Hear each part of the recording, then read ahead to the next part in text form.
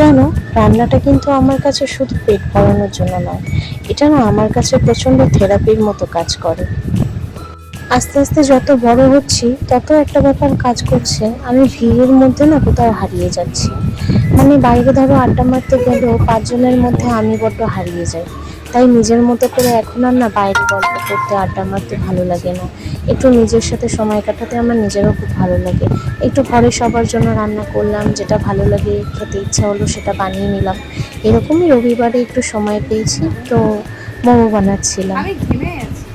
Do prepare করা, সবজি কাটা, মোমো বানানো, মোমোর পুর ভরা, স্যুপ বানানো, এগুলোর মধ্যে না সত্যি কথা বলতে ছোট ছোট কাজের মধ্যে ব্যস্ত থেকে না মাথার ভিতরের মধ্যে প্রতিনিয়ত শব্দগুলো যে আওয়াজগুলো হয় সেগুলো কিছুটা কিন্তু বন্ধ হয়ে যায় তৎক্ষণাৎ এই কাজগুলো করতে করতে। মোমোগুলো কিন্তু একদমই পারফেক্ট হয়নি দোকানের মতো, তবে নিজের মানুষের জন্য নিজের হাতে বানানোর মধ্যে কিন্তু একটা আলাদাই তৃপ্তি থাকে। অনেকে তো অনেক আগে দিয়ে আবদার করে রেখেছিল মোমো খাবে বলে, তোর এই আবদারটাই আজকের দিনে মিটিয়ে দিলাম। মোমোগুলো হয়তো আজকের অতটা পারফেক্ট হয়নি, তবে মোমো করতে করতে আজকের দিনটা কিন্তু আমাদের পারফেক্ট হয়ে গেছে।